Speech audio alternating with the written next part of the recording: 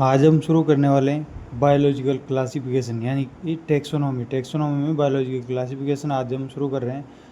इसमें सबसे पहले टू किंगडम जो क्लासिफिकेशन सिस्टम था वो प्लांटी और एनिमलिया था, जो कि लीनियस ने दिया था। लीनियस ने टू किंगडम क्लासिफिकेशन दिया। थ्री किंगडम क्लासिफिकेशन हीकल ने दिया, जिसमें प्रोटिस्टा को ऐड किया। फोर किंगडम क्लासिफिकेशन उसमें मोनेरा जोड़ा गया, जो कि कोपलैंड के द्वारा 1969 में दिया गया। फोर किंगडम क्लासिफिकेशन कोपलैंड के द्वारा। और five kingdom classification RH Whittaker के द्वारा, इसने पंजाई को इसमें जोड़ा।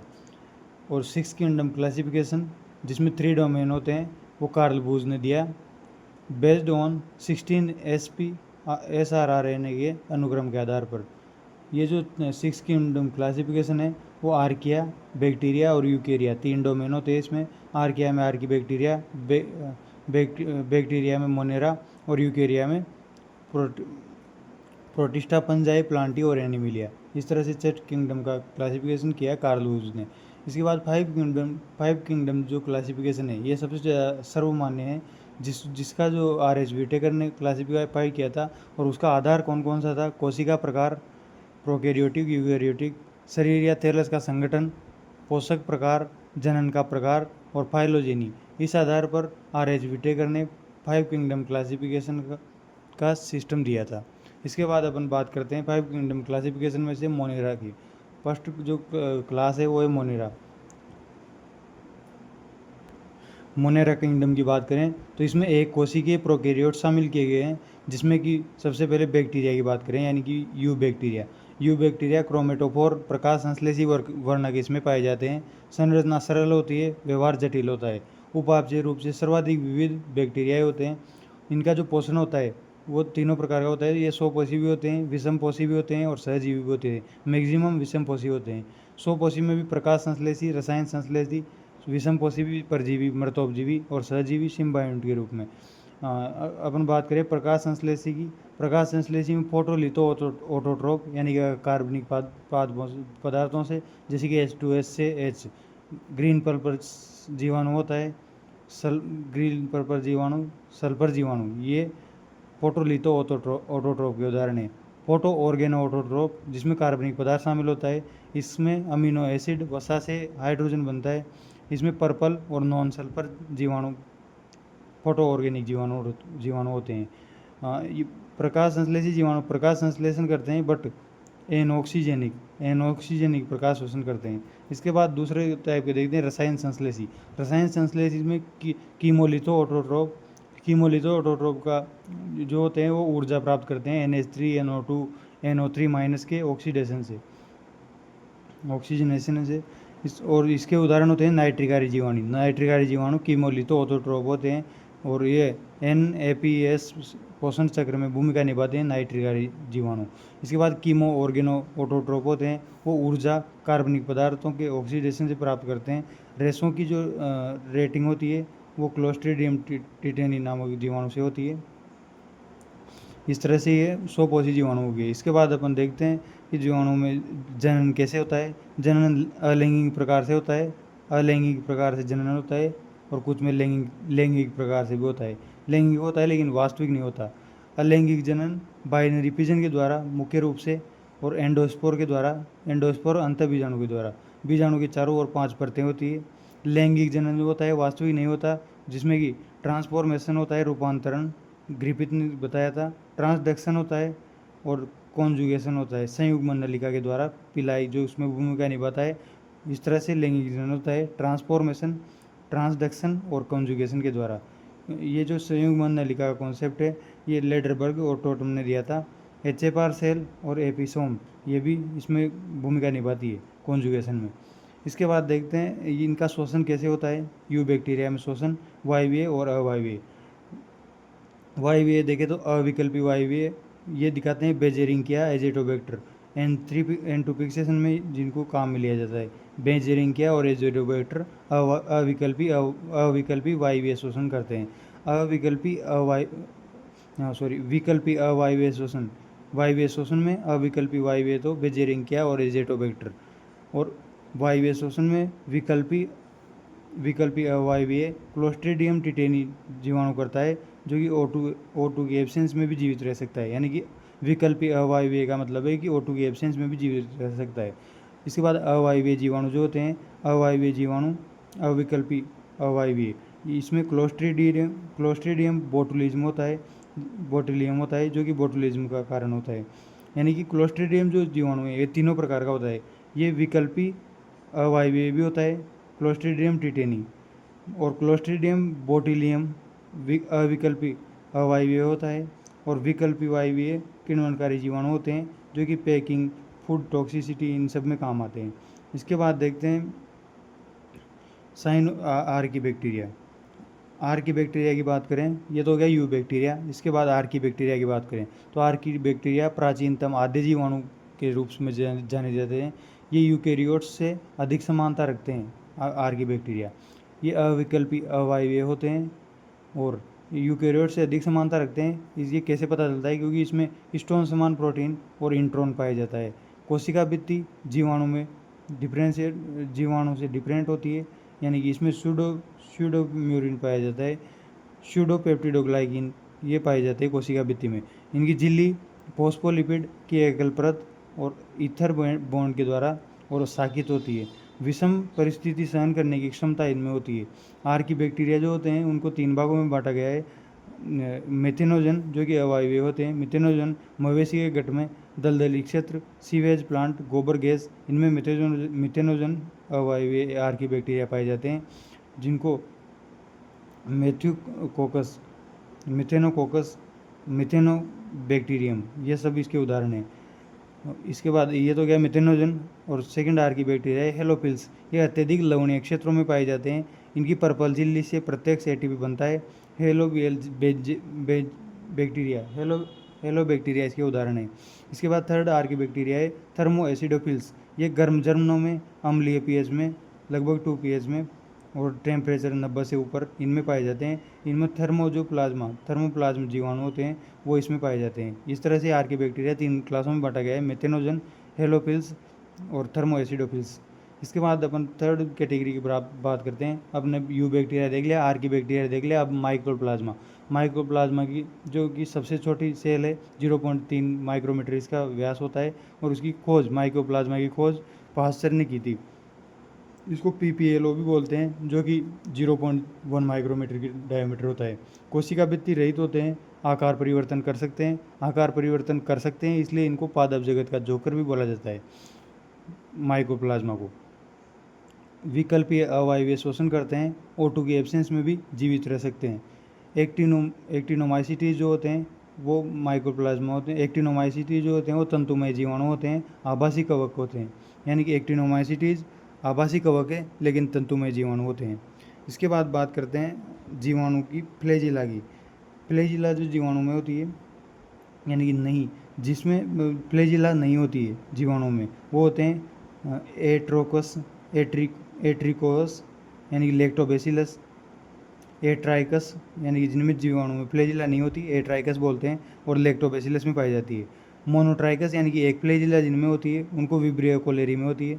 2 फ्लैजिला युक्त उनको एम्फीट्राइकस बोलते हैं, जिनमें कि नाइट्रोसोसोम इसका उदाहरण है, और लोथोट्राइकम और पेरिट्राइकम ये दोनों जीवाणु फ्लैजिला युक्त होते हैं। एक प्लाज्मिड फर्टिलिटी के लिए रिस्पॉन्सिबल है, और RP और ये सब इसके उदाहरण है। इसके बाद देखते हैं कि यू बैक्टीरिया और साइनोबैक्टीरिया जो कि ब्लू ग्रीन एल्गी होते हैं। साइनोबैक्टीरिया, ब्लू ग्रीन एल्गी और यू बैक्टीरिया में क्या डिफरेंस होता है? यू बैक्टीरिया में कसाबिका कसाबिक और अकसाबिक दोनों प्रकार के होते हैं। यू बैक्टीरिया की खोज लिवेनोक ने की थी, और ये BGA ये साइनोबैक्टीरिया यानी कि BGA जो होते हैं वो अकसाबिक होते हैं। यू बैक्टीरिया कसाबिक भी हो सकते हैं, अकसाबिक भी हो सकते हैं। और साइनोबैक्टीरिया में क्लोरोफिल ए पाया जाता है जो कि प्रकाश संश्लेषण कर सकते हैं। इसके बाद यू बैक्टीरिया में वर्णक पाया जाता है थाइलेकोडी की झिल्ली पर, और इसमें क्रोमेटोफोर वर्णक पाया जाता है साइनोबैक्टीरिया में। यू बैक्टीरिया में एनऑक्सीजनिक होते हैं, लेकिन साइनोबैक्टीरिया ब्लू ग्रीन एल्गी प्रथम ऑक्सीजनिक पादप है। प्रथम ऑक्सीजनिक पदार्थ है ब्लू ग्रीन एल्गी। इनसे हानि होती है एल्गल ब्लूम। और BGA जो होते हैं वो एक कोशिकीय होते हैं। एक कोशिकीय का उदाहरण है स्पाइरुलिना जो कि खाद्य होते हैं। कॉलोनियल भी होते हैं, बीजीय जो कि एनाबीना इसका उदाहरण है, और फिलामेंटस भी होते हैं जो कि ओसिलेटोरिया इसका उदाहरण है। नोस्टॉक जो होते हैं, नोस्टॉक में निप जीन पाया जाता है, N2 स्थिरीकरण का काम करते हैं, NH3 से N2 से NH3 बनाते हैं।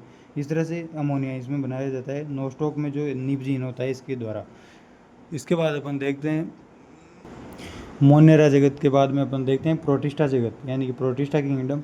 ये एक कोशी के यूकेरियोट्स इसमें रखे जाते हैं, मुख्यतः जलीय होते हैं। बाइनरी फिजन जो इनमें जो जनन होता है वो अलैंगिक होता है बाइनरी फिजन के द्वारा, और लैंगिक होता है युग्मक संलयन व युग्म निर्माण के द्वारा। इनके जो प्रोटिस्टा जगत में गमनांग होते हैं वो सीलिया, प्लेजिला और कूटपाद होते हैं। पादप जंतु और कवक के मध्य की योजक कड़ी होती है प्रोटिस्टा जगत, जिसकी सीमाएं निर्धारित नहीं होती है। इसमें जो इसके उदाहरण है प्रोटिस्टा जगत के, वो है क्राइसोपाइट। क्राइसोपाइट समुद्री स्वच्छ जलीय होते हैं, प्रकाश संश्लेषी होते हैं, और क्लोरोफिल ए और सी इसमें पाया जाता है क्राइसोपाइट में। क्राइसोपाइट डेस्मिड होते हैं इसके उदाहरण, जो कि गोल्डन एल्गी जिसको बोला जाता है। क्राइसोपाइट में डेस्मिड जिसको गोल्डन एल्गी बोला जाता है। क्राइसोपाइट में प्लैंकटन जलधारा के साथ तैरने का काम करते हैं। और डायटम्स साबूदानी के समान होते हैं, सेलुलोज और सिलिका के बने होते हैं इनकी भित्ति। और डायटमी मृदा की अनअपगट्टे जो होते हैं, अनअपगट्टे जो कि किसलर का निर्माण किए होता है इनसे, डायटमी मृदा से। इस तरह से डायटम होता है। इसके बाद डायनोफ्लेजिलेट में दो फ्लेजिला होती है, कोशिका भित्ति कठोर और सेलुलोज प्लेट की बनी होती है। अधिकांश समुद्री होते हैं, रंग बिरंगे होते हैं डायनोफ्लेजिलेट। इसका उदाहरण है गोनियोलिक्स समुद्र में लाल तरंगें उत्पन्न करता है, जो कि मछलियों की मृत्यु के लिए रेस्पॉन्सिबल है, जिसको पैरालाइसिस बोला जाता है। नोक्टिलिका ये जैव प्रदीप्ति उत्पन्न करता है। इस तरह से डायनोफ्लेजिलेट में गोनियोलिक्स जो लाल तरंगें उत्पन्न करता है, और नोक्टिलिया जो जैव प्रदीप्ति उत्पन्न करता है। इसके बाद देखते हैं यूग्लिनोइड्स। स्थिर स्वच्छ जल में पाए जाते हैं, जो इस तरह से होता है जैसे कि ये यूग्लिना है। इसमें स्टिग्मा होता है, ये प्रकाश संवेदी होता है, और इसमें दो फ्लेजिला होती है, एक फ्लेजिला छोटी और एक फ्लेजिला बड़ी। ये एक फ्लेजिला छोटी और एक फ्लेजिला बड़ी होती है। और कोशिका भित्ति इसमें नहीं पाई जाती है। मिक्सोट्रोप मिश्रित पोषी है, स्वपोषी प्रकाश की प्रेजेंस में स्वपोषी होता है, और अंधकार में विषम पोषी होता है। इसमें संकुचनशील रिक्तिका दो रिक्तिकाएँ पाई जाती है। संकुचनशील रिक्तिका जो कि परासरण नियमन का कार्य करती है, और पैरामाइलोन ये भोजन संग्रहण का काम करती है। क्लोरोप्लास्ट इसमें पाया जाता है, क्लोरोफिल ए और बी, और उच्च पादपों के समान इसमें क्लोरोफिल ए और बी पाया जाता है। जबकि ये जो था क्राइसोपाइट में क्लोरोफिल ए और सी पाया जाता था, डायनोफ्लेजिलेट में भी ए और सी, जबकि यूग्लिनोइड्स में ए और बी क्लोरोफिल पाया जाता है। इसमें पेलिकल यानी कि जो इस पेलिकल की वजह से लचीलापन होता है, जो कि लॉन्गिट्यूडनल या फिर बाइनरी फिजन में काम आता है। और जंतु और पादप के मध्य की जो कड़ी होती है वो यूग्लिना को बोला जाता है। यूग्लिना को जंतु और पादप के मध्य की कड़ी बोला जाता है। इसके बाद बात करते हैं स्लाइम मोल्ड यानी कि अवपंक कवक इस तरह से होता है। इसमें तीन रूप होते हैं, प्लाज्मोडियम, फलनकाय और बीजाणु। इस तरह से ये होता है, ये प्लाज्मोडियम हो गया, ये फलनकाय हो गया, ये बीजाणु हो गया। फलनकाय जो होता है वो कवक को रिप्रेजेंट करता है। ये कोशिका भित्ति होती है जो कि पादप में पाई जाती है। ये कायिक सेल में कोशिका भित्ति एब्सेंट होती है। इसकी जो कायिक सेल होती है स्लाइम मोल्ड की, उसमें कोशिका भित्ति एब्सेंट होती है। सेप्रोफाइट होते हैं मृतोपजीवी होते हैं, मृत और सड़ी गली चीज़ों को खाते हैं। ये अनुकूल परिस्थिति में समूह बनाते हैं, जो कि प्लाज्मोडियम के रूप में रहते हैं, जो कि जंतु समान संरचना है, यानी कि इनकी अनुकूल परिस्थिति में जो जंतु समान होते हैं समूह में रहते हैं प्लाज्मोडियम। इसके बाद इसका उदाहरण है फाइसेरम अनुकूल परिस्थिति में प्लाज्मोडियम के रूप में होता है। इसके बाद प्रतिकूल परिस्थिति अगर होती है तो वो फलनकाय निर्माण करती है, कवक समान। ये फलनकाय निर्माण कर लेती है प्रतिकूल परिस्थिति में, जो कि कवक के समान होता है। और सेल वाल युक्त बीजाणु बनाती है पादप के समान। इस तरह से ये जंतु हो गया प्लाज्मोडियम, कवक समान फलनकाय, और पादप समान सेल वाल युक्त बीजाणु। इस तरह से ये तीनों के बीच की कड़ी इसको बोला जाता है प्रोटिस्टा जगत को, जंतु, कवक और पादप के बीच की योजक कड़ी। वायु प्रकीर्णन द्वारा मुक्त होते हैं सेल वाल। इस तरह से ये फलनकाय, बीजाणु ये सब बनते हैं स्लाइम मोल्ड अवपंक कवक में। इसके बाद नेक्स्ट सदस्य आता है प्रोटोजोआ को आदिम जंतु भी बोला जाता है। इसमें कोशिका भित्ति नहीं होती है, सभी विषम पोषी होते हैं, परजीवी परभक्षी। प्रोटोजोआ जो होते हैं एमीबॉइड, फ्लैजिलेटेड और सीलिएटेड, तीन प्रकार के होते हैं। अमीबॉइड प्रोटोजोआ खाद्य संकुचनशील रिक्तिका इसमें पाई जाती है, मतलब दो रिक्तिकाएँ पाई जाती है, खाद्य और संकुचनशील रिक्तिका। अमीबा में कोशिका भित्ति नहीं होती है, इसलिए इसको जंतु जगत का जोकर भी अमीबा को बोला जाता है। समुद्री अमीबा सिलिका की परत पाई जाती है। एंट अमीबा हिस्टोलाइटिका बड़ी आंत का परजीवी और अमीबियासिस रोग इसके कारण होता है, और इसका जो शंकु रिक्तिका एब्सेंट होती है। एंट अमीबा जिंजीविरस ये पायरिया के लिए जिम्मेदार होता है, जो कि ब्लीडिंग इन ग्लूकोज, इस तरह से ये अमीबा होता है। अमीबॉइड हो गया। प्रोटिस्टा की दूसरी कैटेगरी है फ्लैजिलेटेड। फ्लैजिलेटेड में ट्राइपेनोसोमा होता है, जो कि अफ्रीकन निद्रा रोग इसके कारण से होता है, ट्रिपेनोसोमा, और इसका वाहक होता है साई फ्लाई। लेशमानियसिस डोडोविनी होता है, ये भी फ्लैजिलेटेड होता है, जो कि कालाजार ब्लैक स्किन के लिए जिम्मेदार होता है। सैंड फ्लाई इसका वाहक होता है। ट्राइकोमोनास वेजिलेसिस ये ट्राइकोमोनेसिस के का कारण होता है, और गर्डिया ये आंत्र का बूढ़ा आदमी इसको बोला जाता है, जो कि डायरिया होता है जिससे। इसके बाद थर्ड कैटेगरी है सीलिएटेड, जिसमें गमनांग सीलियम होता है, सीलिया गमनांग जिसमें होता है उसको सीलिएटेड बोलते हैं। इसका उदाहरण है पैरामीशियम, जो कि 2 केंद्र की होता है। स्लीपर जंतु भी इसको बोलते हैं। इसमें बड़ा उपापचय के काम आता है, बड़ा केंद्रक पैरामीशियम में, और छोटा केंद्रक जनन में काम आता है पैरामीशियम में। इसमें गैलेट मुख गुहा होती है। खाद्य संकुचनशील रिक्तिका पाई जाती है। और इसके बाद फोर्थ कैटेगरी जो है प्रोटोजोआ की, वो है स्पोरोजोआ। इसमें गमनांग एब्सेंट होते हैं। इसका उदाहरण है प्लाज्मोडियम मलेरिया का लिए जिम्मेदार होता है, और प्लाज्मोडियम स्पीसीज ये स्पोरोजोआ के अंतर्गत आती है। इसके बाद देखते हैं अपन किंगडम फंजाई। ये अपना किंगडम प्रोटिस्टा जगत हो गया। इसके बाद फंजाई किंगडम देखते हैं, कवक जगत। इसकी बित्ती जो होती है कवक की, वो काइटिन प्लस पॉलीसेकेराइड की बनी होती है। बहुकोशिकीय तंतुमय होते हैं। इसका अपवाद है ईस्ट, ये एक कोशिकीय तंतुरहित होता है। यानी कि किंगडम फंजाई बहुकोशिकीय और तंतुमय होता है, लेकिन इसका अपवाद है ईस्ट, जो कि एक कोशिकीय और तंतुरहित होता है। सारे विषमपोषी होते हैं। परजीवी, मृतोपजीवी, सहजीवी भी होते हैं, लाइकेन और माइक्रोराइजा जैसे। संग्रहित भोजन जो होता है उनमें ऑयल और ग्लाइकोजन होता है, ग्लाइकोजन और ऑयल संग्रहित भोजन होता है किंगडम फंजाई में। आवास जो होता है इनका छायादार नम गर्म क्षेत्र होता है, और कोमोपोलिसन यानी कि सभी जगह पर पाए जाते हैं। इस तरह से कवक में जो जनन होता है वो 2 प्रकार से होता है, कायिक जनन और अलैंगिक जनन। कायिक जनन, अलैंगिक जनन और लैंगिक जनन। कायिक जनन की बात करें तो फ्रेगमेंटेशन, खंडन के द्वारा, फिजन के द्वारा, विखंडन के द्वारा, बडिंग यानी कि बाह्य मुकुलन के द्वारा जनन होता है कायिक जनन में। अलैंगिक जनन की बात करें तो जूस्पोर चल बीजाणु के द्वारा अनुकूल परिस्थिति में, जूस्पोर के द्वारा अलैंगिक जनन। एप्लोनोस्पोर अचल बीजाणु के द्वारा प्रतिकूल परिस्थिति में। स्पोरोजियोस्पोर अचल बीजाणु के द्वारा। और कोनिडिया अचल बहिर्जात जो पेनिसिलियम इसका उदाहरण है। इस तरह से कोनिडिया इस तरह से इनमें अलैंगिक जनन होता है। इसकी जो ये संरचना होती है इस तरह से होती है। माइसीलियम का कवक जाल पाया जाता है, ये कवक जाल हो गया। हाइपी का जो जाल होता है, ये एक जो कवक तंतु होता है, कवक तंतु ये एक, इसको हाइपी बोलते हैं। और हाइपी का जो जाल होता है उसको माइसीलियम या कवक जाल बोला जाता है। पतली बेलनाकार संरचना होती है हाइपी। और जो माइसीलियम कवक जाल होता है उसमें स्क्लेरोटियम भोजन संग्रहण के काम आता है, और राइजोपोरा संक्रामक के रूप में आता है, और होस्ट परजीवी होस्ट में भी काम लिया जाता है। माइसीलियम का जाल होस्ट के रूप में काम करता है, राइजोपोरा के रूप में संक्रामक, और स्क्लेरोटियम के लिए भोजन संग्रह का काम करता है। इसके बाद अपन देखते हैं कवक में लैंगिक जनन। अपने कायिक जनन और अलैंगिक जनन अभी देखा। इसके बाद लैंगिक जनन की बात करें तो लैंगिक जनन के 3 चरण होते हैं। प्लाज्मोगेमी, जिसमें डाइकैरियन अवस्था पाई जाती है। कैरियोगेमी, मियोसिस युग्मनज में, और बीजाणु निर्माण। इस तरह से ये 4 प्रोसेस होती है।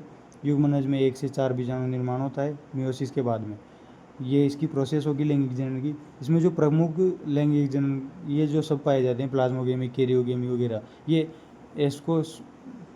एस्कोमाइसिटीज और बेसिडोमाइसिटीज जो क्लास है उसमें पाए जाते हैं विशेष रूप से।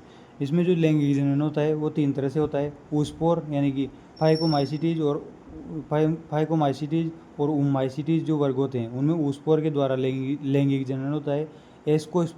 एस्कोमाइसिटीज में होता है, जो कि इस तरह से होता है। इसमें 8 एस्कोस्पोर पाए जाते हैं अंतर्जात एस्कोकॉर्प होता है और एस्कस धानी होती है जिसमें 8 एस्कोस्पोर पाए जाते हैं। इसके बाद बेसिडियोस्पोर जो होते हैं वो बेसिडियोमाइसीटीज में पाए जाते हैं, जो कि इस तरह से होता है। इसमें बहिर्जात बीजाणु होते हैं, बेसिडियम धानी यहाँ पे पाई जाती है और ये बेसिडियोकॉर्प होता है। इसके बाद माइसीलियम कवक जाल के जो प्रकार होते हैं वो 2 प्रकार के होते हैं, सेप्टेट और एसेप्टेट। एसेप्टेट जो होता है वो बहुकेंद्रिकी होता है क्योंकि इसमें सेप्टा नहीं होता और इसको कोइनोसाइट बहुकेंद्रिकी बोला जाता है और ये फाइकोमाइसीटीज वर्ग में देखा जाता है। इसके बाद जो सेप्टेट होता है, सेप्टेट इस तरह का होता है, सेप्टेट पट्टीयुक्त या साकित होता है।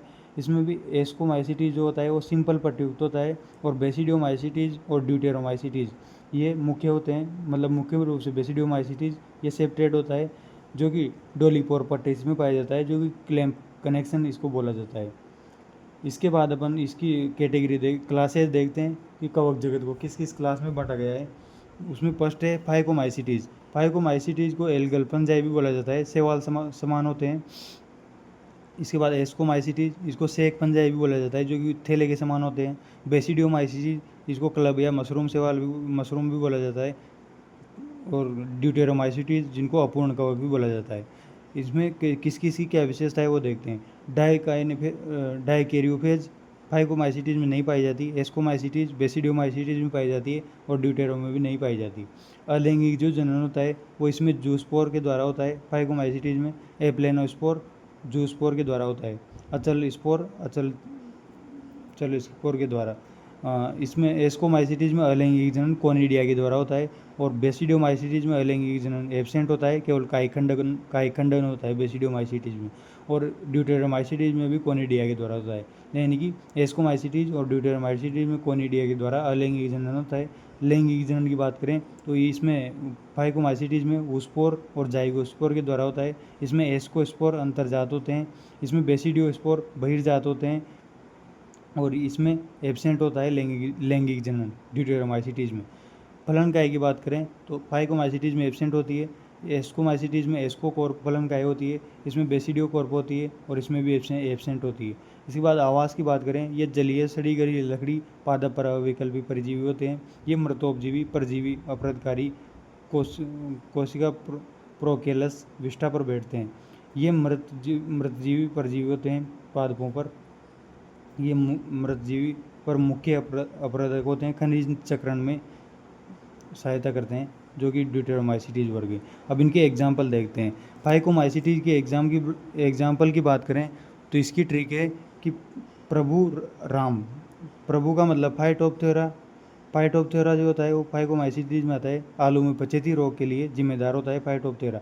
आर का मतलब राम के जो आर है उसका मतलब है राइजोपस ब्लैक ब्रेड मोल्ड के लिए जिम्मेदार होता है, इससे मतलब ब्लैक ब्रेड मोल्ड होती है। और ऐसे एल्बुगो मतलब वाइट रस्ट रोग होती है, सरसों का पर्ण पर अविकल्पी बाह्य परजीवी होता है। एम का मतलब होता है म्यूकर ब्लैक फंगस का कारण होता है। इसके बाद देखते हैं सेकंड एस्कोमाइसीटीज के उदाहरण देखें, उसके लिए ट्रिक है PANY पानी, यानी कि पानी मोर इन सिटी, ये इसकी ट्रिक होगी एस्कोमाइसीटीज की।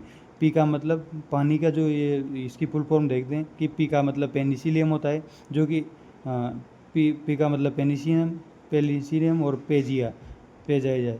पेजीजा को कप्पनजाई भी बोला जाता है, जो कि एस्कोमाइसीटीज वर्ग में आता है। पेनिसिलियम इसका उदाहरण हो गया। एस्परजिलस नाइगर, एस्परजिलस नाइगर जो कि सिट्रिक एसिड का निर्माण करता है। लेबवीड भी इसको बोली जाती है, यानी कि लेब की जो घास भी इसको एस्परजिलस नाइगर को बोला जाता है। इसके बाद पी हो गया, ए हो गया। एन का मतलब न्यूरोस्पोरा पादप जगत की ड्रोसोफिला इसको बोला जाता है। इसके बाद वाई का मतलब ईस्ट सेकेरोमाइसिस सेरेवेसी कवक इसको बोलते हैं। बेकर्स ईस्ट होता है जो ब्रेड में पाया जाता है और ब्रेविंग ईस्ट होता है जो बियर में पाया जाता है। इसके बाद मोर मतलब मोरचेला, जो कि इसको मोरेल भी बोलते हैं, ये खाद्य कवक होता है मोर इन सिटी। सी का मतलब क्लेविसेप्स जो होता है इसे रोग होता है, इसे इग्रोट रोग होता है राई बाजरा में। क्लेविसेप्स से राई बाजरा में इग्रोट रोग होता है। LSD विभ्रामक औषधि में भी क्लेविसेप्स पाया जाता है और इग्रोटिन एल्केलॉइड प्राप्त गर्भपात में, यानी कि गर्भपात में भी इग्रोटिन एल्केलॉइड उसमें क्लेविसेप्स की भूमिका होती है।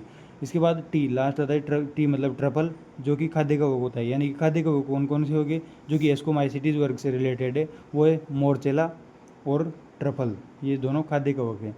इसके बाद देखते हैं अपन थर्ड कैटेगरी बेसिडियोमाइसिटीज़। बेसिडियोमाइसिटीज़ के उदाहरण होते हैं मशरूम हो गया। मशरूम की विशेषता क्या है, इसमें ये केप होती है, मतलब ये जो सांप की छतरी टाइप होते हैं ना, वो सब मशरूम में आते हैं। ये गिल्स होते हैं, इसमें ये सल्क होते हैं, यहाँ व्रंत हो गया, ये टेडस्टूल हो गया, ये जहरीले होते हैं टोडस्टूल जो बेसिडियोमाइसिटीज है ये जहरीले होते हैं। मशरूम एगेरिकस खाने योग्य काम आते हैं और टोडस्टूल जहरीले होते हैं। पक्सीनिया भी बेसिडियोमाइसिटीज है, इसको ग्रैन भी बोला जाता है। पक्सीनिया गेहूं में ब्लैक रस्ट रोग के लिए जिम्मेदार होता है। इसके बाद स्मट को यूस्टील को भी बोलते हैं, जो कि बारले में पाया जाता है। यानी चने में जो रोग होता है वो स्मट के कारण होता है, यूस्टील को के कारण। इसके बाद टोडस्टूल विभ्रामक विषैली मशरूम है, जो कि विभ्रामक ड्रग इसको बोला जाता है टोडस्टूल को। इसके बाद पफ बॉल समान जो संरचना होती है वो लाई की पेड़ी की होती है। इसके बाद ब्रैकेट जो फंजाई होता है वो पॉलीपोरस होता है, ब्रैकेट फंजाई। ये सब बेसिडियोमाइसिटीज के एग्जाम्पल है। इसके बाद देखते हैं ड्यूटेरोमाइसिटीज के एग्जाम्पल है कोलेटोट्राइकम, गन्ने में रेड रोट रोग इसके कारण होता है कोलेटोट्राइकम। अल्टरनेरिया आलू में उगेती। ट्राइकोडर्मा पादप रोग की जांच के लिए ट्राइकोडर्मा होता है, जिसमें कि साइक्लोस्पोरिन ड्रग पाई जाती है, इम्यूनोसप्रेसिव का काम करती है। और हेलमिंथोस्पोरियम इसको लीप कर ली, यानी कि लीप पे जो मुरझा जाते हैं वो हेलमिंथोस्पोरियम के कारण होते हैं। ये सब ड्यूटेरोमाइसिटीज का कारण होता है। इसके बाद देखते हैं सहजीवन। लाइकेन सहजीवन होता है शैवाल और कवक का, जिसमें शैवाल तो माइकोबायोंट होता है और कवक शैवाल तो फाइकोबायोंट होता है और कवक माइकोबायोंट होता है। फाइकोबायोंट शैवाल की क्या भूमिका रहती है, 1 से 5% ये रहता है, और माइकोबायोंट यानी कि कवक होता है 95 से 99%। फाइकोबायोंट कवकों को पोषण प्रदान करता है और माइकोबायोंट आश्रय जल और खनिज प्रदान करता है। फाइकोबायोंट के उदाहरण हैं क्लोरोफाइसी और साइनोफाइसी, जो वर्ग है वो फाइकोबायोंट होते हैं। और माइकोबायोंट के उदाहरण हैं आश्रय जल खनिज, ये सब देता है। और एस्कोमाइसिटीज मुख्यतः इसमें काम आता है सहजीवन में, लाइकेन में। इसके बाद दूसरा सहजीवन है माइकोराइजा, जो कि कवक और मूल का सहजीवन होता है। इसमें माइकोराइजा एक्टो और एंडो होता है। एक्टो में पाइनस की मूल प्लस कवक होता है और एंडो में VAM vascular and vascular mycorrhiza. इसके बाद आर्किड मूल प्लस कवक जो होता है वो एंडो होता है, एंडोमाइकोराइजा। एक्टोमाइकोराइजा में पाइनस मूल और कवक और एंडो में आर्किड मूल और कवक। इस तरह से ये सहजीवन हो गया। ये हो गया अपना किंगडम फंजाई, सॉरी ये हो गया अपना किंगडम कवक जगत हो गया। इसके बाद अपन बात करते हैं माइक्रोबायोलॉजी में जो पदार्थ होते हैं यानी कि जीव होते हैं, जैसे कि वायरस हो गया। वायरस जो है वो विषाणु होता है और अविकल्पी परजीवी इसको बोला जाता है। वायरस की खोज डी इवानोस्की ने की थी 1892 में। TMV टोबैको मोजेक वायरस की खोज की थी स्टेनले ने की थी। TVM में को क्रिस्टल रूप में स्टेनले ने देखा था। इसके बाद बेजेरिंक ने संक्रमित द्रव को वायरस नाम दिया था। इस तरह से वायरस की खोज से रिलेटेड वैज्ञानिक कौन कौन से हो गए, डी इवानोस्की, बेजेरिंक और स्टेनले। इसके बाद वायरस जो होते हैं वो सजीव लक्षण और निर्जीव लक्षण दोनों प्रकार के होते हैं, इसलिए इसको अविकल्पी परजीवी बोलते हैं। सजीव लक्षण कौन से होते हैं, पोषक के भीतर होता है, गुणन और उत्परिवर्तन करता है, संक्रामक होता है, न्यूक्लिक एसिड इसमें पाया जाता है। और निर्जीव लक्षण कौन कौन से हैं, इसमें अकोशिकीय होता है, 9 कोशिकांग, श्वसन उपापचय नहीं होता और क्रिस्टल की भांति व्यवहार करते हैं। ये तो हो गया इसके निर्जीव लक्षण। इसके बाद अपन देखते हैं वायरस की संरचना। एनवलप प्रकार का जो वायरस होता है वो बाहरी आवरण जो होता है उसका एनवलप होता है, एकल भाग होता है। एकल भाग इसको पेपिलोमर कहते हैं। HIV और हर्पीज एनवलप टाइप के वायरस हैं। इसके बाद कैप्सिड में प्रोटीन का कोट होता है, एकल इकाई होती है, कैप्सोमियर इसका एग्जाम्पल है। इसके बाद न्यूक्लिक एसिड संक्रमित पदार्थ होते हैं, जो कि ये कैसे कैसे पाए जाते हैं, जैसे प्लांट में SSRNA वायरस पाया जाता है, जंतु में DSRNA या DSDNA पाया जाता है, जीवाणुभोजी में DSDNA पाया जाता है। और 5 × 174 में SS-DNA पाया जाता है। इसके बाद एंजाइम, इसकी संरचना एंजाइम के रूप में, वो रिवर्स ट्रांसक्रिप्टेज एंजाइम पाया जाता है जो कि HIV में पाया जाता है। इसके बाद देखते हैं वायरस पादपों में लक्षण। वायरस के पादपों में क्या लक्षण होते हैं? पर्ण का पीला पड़ना, YME येलो मोजेक वायरस के कारण, सिराओं का क्लीन होना, पर्ण का मुड़ना, रोलिंग और कुंचन कर्लिंग, वृद्धि का रुकना। आकृति जो होती है येलो मोजेक वायरस की वो हेलिकल होती है, कुंडलीनुमा और पॉलीहेड्रल ज्यामितीय आकृति होती है।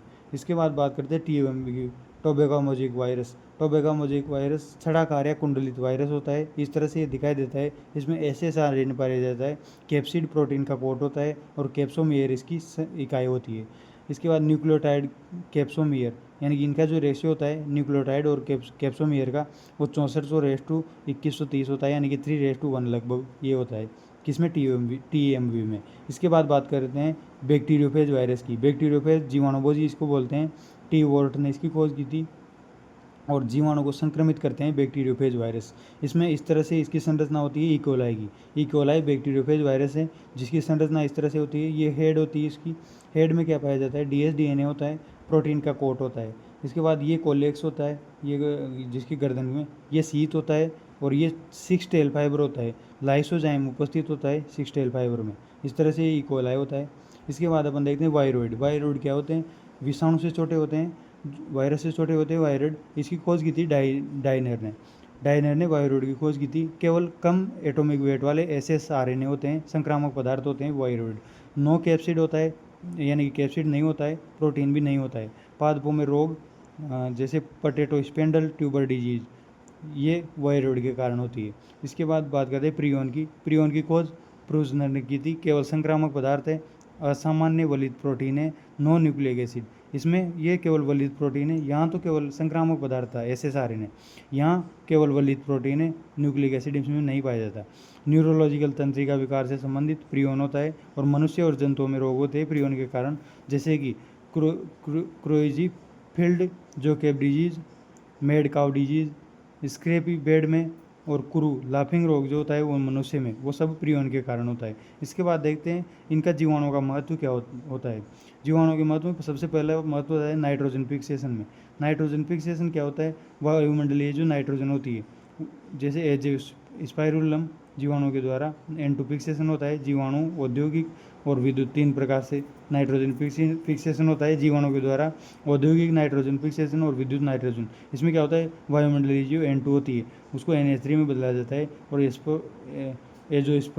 स्पाइरुलिनम इसको जीवाणु काम आते हैं। इसमें इस तरह से ये प्रोसेस होती है, N2 से NH3 बनता है, NH3 से NO2, फिर NO3 बनता है, NO2 से NO3 बनता है। इसमें विनाइट्रीकरण के द्वारा वापस N2 बन जाता है और इससे N2 से डायरेक्ट विद्युत के द्वारा भी NO3 बन जाता है।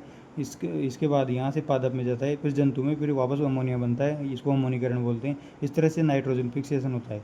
इसके बाद नाइट्रोजन फिक्सेशन में जो जीवाणु काम आते हैं वो कौन कौन से? सहजीवी जीवाणु, राइजोबियम जो कि लेग्यूम पौधों में पाए जाते हैं, फ्रैंकिया जो कि नॉन लेग्यूम में पाए जाते हैं, जैसे एलनस कैजुराइना, उसमें फ्रैंकिया और राइजोबियम लेग्यूम में।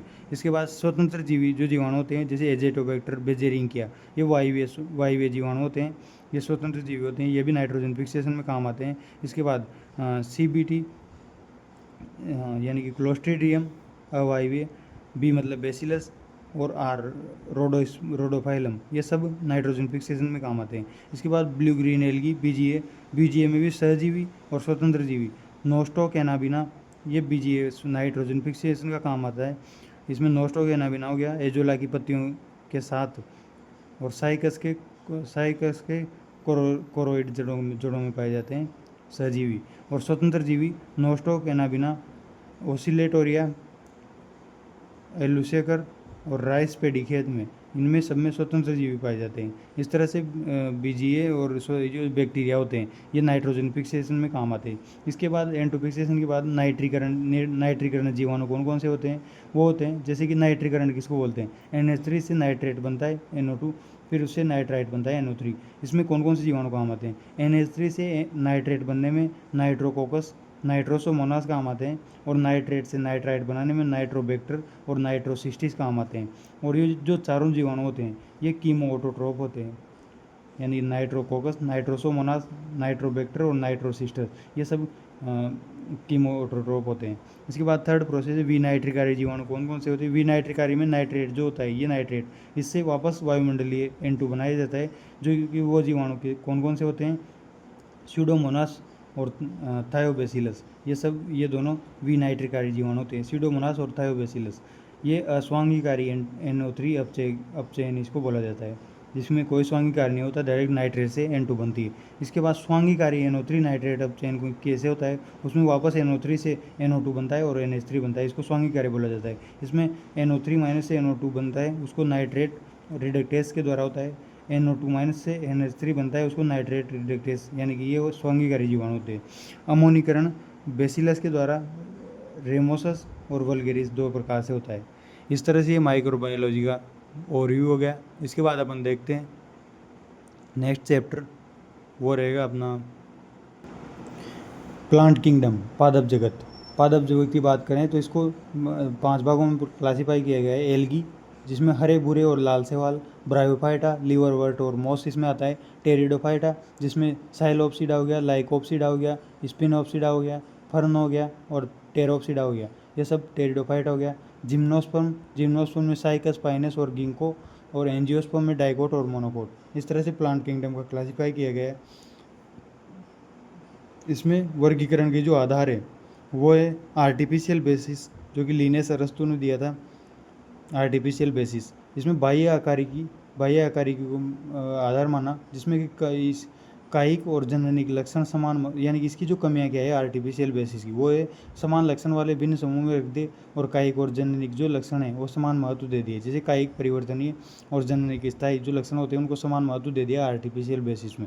इसके बाद सेकंड बेसिस था नेचुरल बेसिस बेंथम और हुकर ने दिया वर्गीकरण का, और बाह्य आकारिकी और आंतरिक लक्षण के द्वारा इसका क्लासिफाई किया गया। डाइकोट के अंतर्गत जिम्नोस्पर्म, मोनोस्पर्म, इस तरह से उद्विकास की क्रम की जानकारी ये नहीं दे पाए थे, यानी कि इन्होंने कैसे रखा इनको, डाइकोट, जिम्नोस्पर्म, फिर मोनोस्पर्म, यानी कि इस तरह से ये जो उद्विकास का क्रम है वो इनको ये जानकारी सही नहीं दे पाए। इसके बाद थर्ड आता है जातिवृत्तीय, फाइलोजेनिक या फिर क्लेडोस्टिक जो आधार है उसका उद्विकास का क्रम का आधार, इसका जो आधार है वो है उद्विकास का क्रम। ये ईक्लर ने दिया था, ईक्लर ने जातिवृत्तीय यानी कि फाइलोजेनिक आधार दिया। इसको क्रिप्टोगेम और फेनेरोगेम में बांटा। क्रिप्टोगेम में थेलोफाइटा शैवाल, ब्रायोफाइटा और टेरिडोफाइटा, और फेनेरोगेम में जिम्नोस्पर्म और एंजियोस्पर्म। इस तरह से उद्विकास का क्रम भी इसमें फॉलो किया गया। इसके बाद अपन बात करते हैं, अब फर्स्ट जो क्लास है वो है थेलोफाइटा शैवाल या फिर एल्गी। थेलोफाइटा का अध्ययन फाइकोलॉजी कहलाता है। ये अगुणित होते हैं, इनमें भ्रूण नहीं होता, अविभेदी शरीर होता है, संवहन फूल नहीं होते हैं, आवास जो होता है जलीय होता है, नम्रता, पत्थर, चट्टान इनमें पाए जाते हैं। सहजीवी लाइकेन और स्लोथ बियर में सहजीवी होते हैं। हाइड्रोडिक्टियन कॉलोनी बनाते हैं। इसके बाद अब ये कैसे होते हैं, तो एक कोशिकीय भी होते हैं शैवाल। संरचना जो होती है इनकी एक कोशिकीय, जो कि प्रोटिस्टा में रखने चाहिए, यानी कि एक कोशिकीय जो शैवाल है उनको प्रोटिस्टा में रखना चाहिए, लेकिन यहाँ पे जो कि जैसे कि क्लोरेला हो गया, स्प्राइलुनिया हो गया, एसिटाबुलेरिया और क्लेमाइडोमोनास, ये सब एक कोशिकीय शैवाल है जो कि प्रोटिस्टा में रखे जाने चाहिए। इसके बाद रोलिंग एल्गी किसको बोला जाए, वोल्वॉक्स को, जो कि कॉलोनी, यानी कि एक कोशिकीय तो हो गई क्लोरेला, स्प्रुलाइना, एसिटाबुलेरिया और क्लेमाइडोमोनास। फिर बात है कॉलोनी के रूप में जो होते हैं उनको हाइड्रोडिक्टिरियन बोलते हैं, जो कि गतिशील होते हैं। इसका उदाहरण है वोल्वॉक्स को क्लेमाइडोमोनास की कॉलोनी होती है जो कि गतिशील होती है। क्लेमाइडोमोनास की कॉलोनी होती है वोल्वॉक्स जो कि गतिशील होती है, इसको रोलिंग एल्गी भी बोलते हैं। वोल्वॉक्स को रोलिंग एल्गी भी बोला जाता है। इसके बाद थर्ड है फिलामेंटस का उदाहरण है यूलोथ्रिक्स फिलामेंटस होता है जो कि स्पाइरोगाइरा शैवाल, इसका अच्छा उदाहरण है फिलामेंटस का, यूलोथ्रिक्स और स्पाइरोगाइरा। इसके बाद केल्प की बात करें तो केल्प विशाल काय शैवाल को बोलते हैं, और केल्प हेप्लोडिप्लोन्टिक लाइफ साइकिल इसकी होती है। इसके बाद बात करते हैं जनन की। कायिक जनन में फ्रेगमेंटेशन विखंडन के द्वारा, अलैंगिक जनन जूस्पोर चल बीजाणुओं के द्वारा, कसाबिक बीजाणु के द्वारा। इसके बाद लैंगिक जनन की बात करें तो लैंगिक जनन में एक कोशिकीय जैकेट रहित युग्मकधानियों में युग्मक निर्माण होता है। एक कोशिकीय जैकेट रहित युग्मकधानियों में युग्मक निर्माण होता है, और युग्मनज में अर्धसूत्री विभाजन होता है युग्मनज में।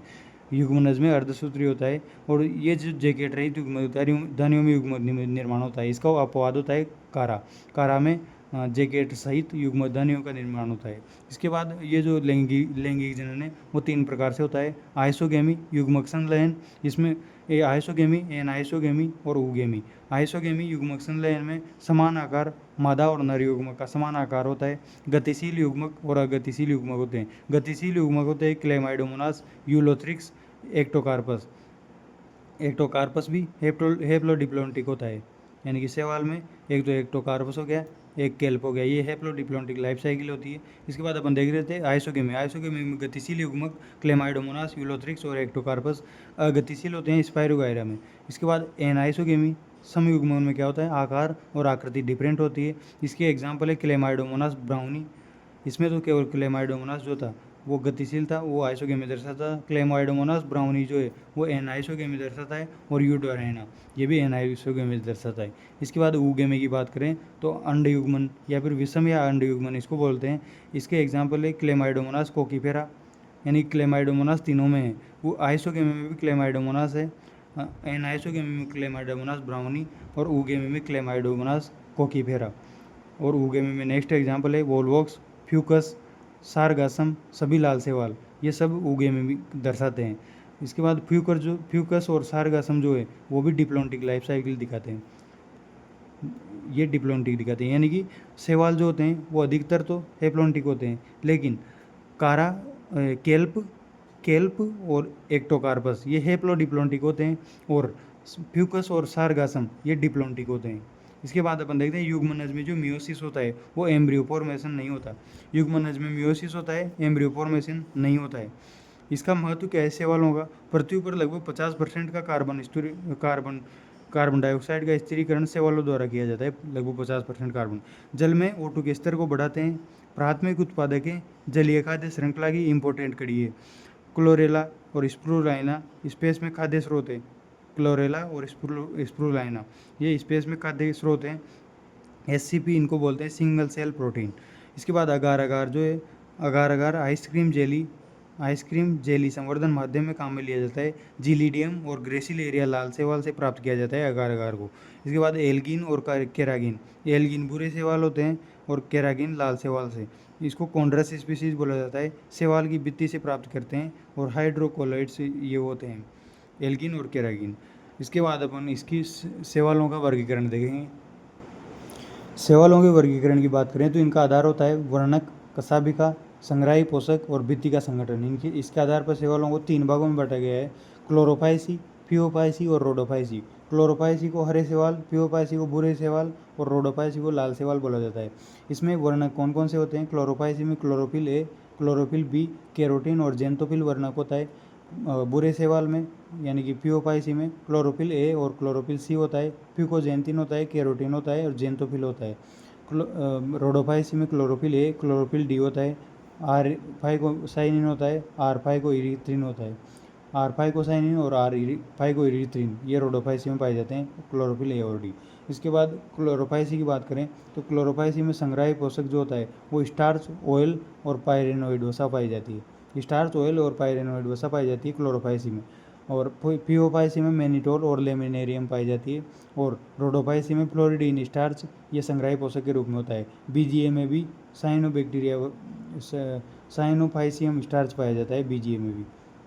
इस तरह से रोडोफाइसी में फ्लोरिडियन स्टार्च हो गया, बुरे शैवाल में फियोफाइसी में मैनिटोल और लेमिनेरिया हो गया, और क्लोरोफाइसी हरे शैवाल में स्टार्च, ऑयल और पायरेनोइड संग्राही पोषक के रूप में हो गया।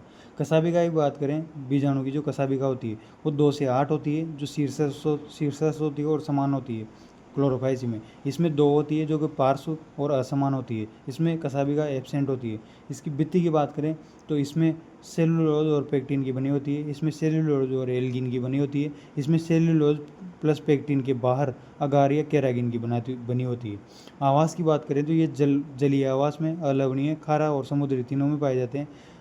ये अलवणीय कम, खारा और समुद्री अधिक। इसके बाद ये अलवणीय में बहुत कम पाए जाते हैं, खारे और गर्म समुद्र में भी बहुत ज़्यादा पाए जाते हैं, गर्म समुद्र में। अब इनके एग्जाम्पल की बात करते हैं कि क्लोरोफाइसी यानी कि हरे शैवाल है, उनका एग्जाम्पल है क्लोरेला। क्लोरेला हो गया, यूलोथ्रिक्स हो गया, यूलोथ्रिक्स को पॉन्ड वूल भी बोलते हैं, पॉन्ड वूल यूलोथ्रिक्स को बोला जाता है। स्पायरोगायरा को पॉन्ड सिल्क बोलते हैं। वोल्वॉक्स हो गया, वोल्वॉक्स के मध्य डॉटर कॉलोनी, यानी कि वोल्वॉक्स डॉटर कॉलोनी के रूप में रहते हैं वोल्वॉक्स। कारा हो गया, ये बहुकोशिकीय और जटिल होता है। एसिटाबुलेरिया हो गया, केडोफोरा हो गया, क्लेमाइडोमोनास हो गया, ये सब हरे शैवाल है। यूलोथ्रिक्स पॉन्ड वूल और स्पायरोगायरा पॉन्ड सिल्क, इस रूप से जाना जाता है। इसके बाद देखते हैं प्यूओपाइसी यानी कि बुरे शैवाल कौन कौन से होते हैं। बुरे शैवाल में एक्टोकार्पस हो गया, डिक्टियोटा हो गया, फ्यूकस जो कि द्विगुणित होता है, ये भी बुरा शैवाल होता है। सारगासम हो गया, लेमनेरिया हो गया, लेमनेरिया या फिर केल्प जो कि हेप्लोडिप्लोंटिक होता है, और I2 और BR का स्रोत होता है लेमनेरिया। सारगासम, लेमनेरिया, पोरफायरा, ये पोरफायरा जो कि लाल शैवाल होता है, ये 70 समुद्री जातियों में खाने योग्य होते हैं।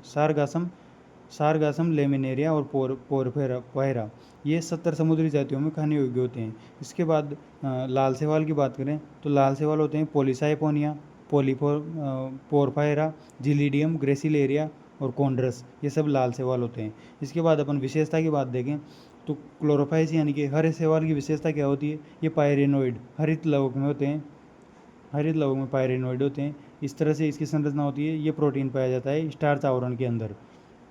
हरित लवक का जो आकार होता है वो कपनुमा और मेखलाकार होता है, डिस्क नुमा, प्लेट और रिबिन नुमा होता है।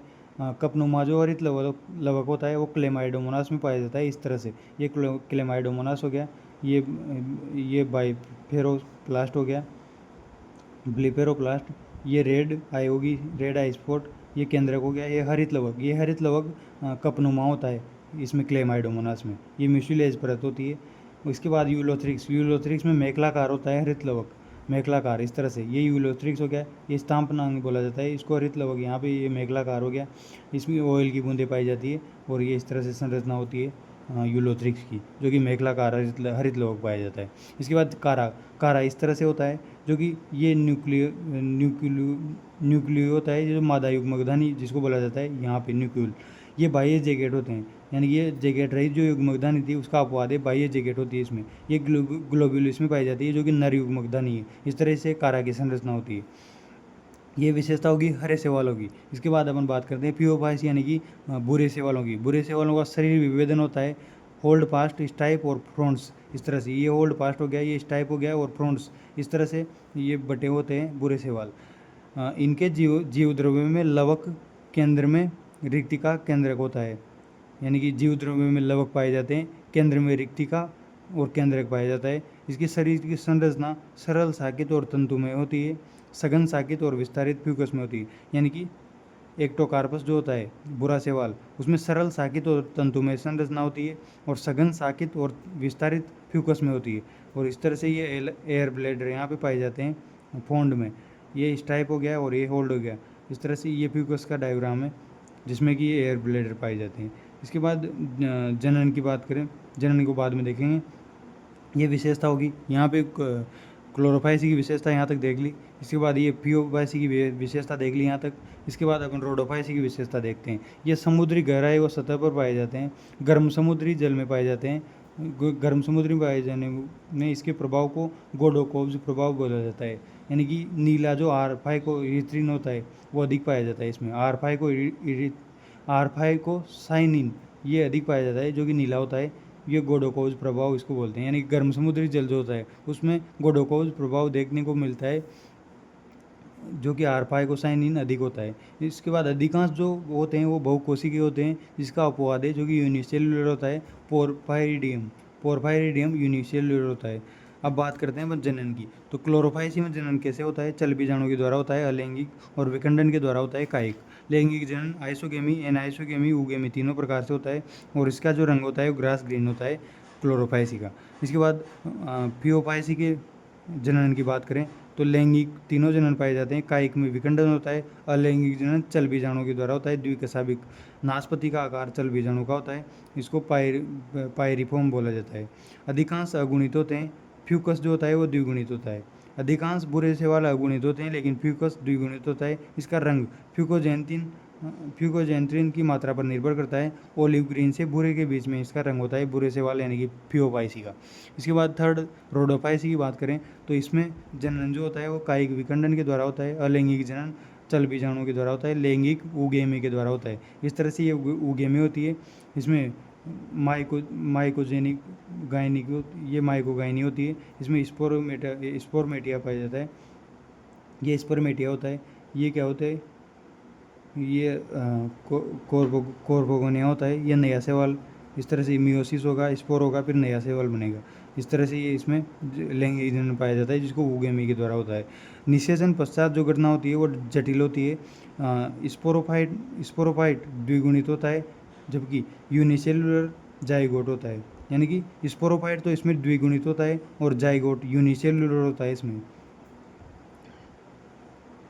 इसके बाद इसका जो रंग है वो लाल होता है क्योंकि जैसे कि लाल सेवाल है आरपाई को इरिथ्रिन के कारण।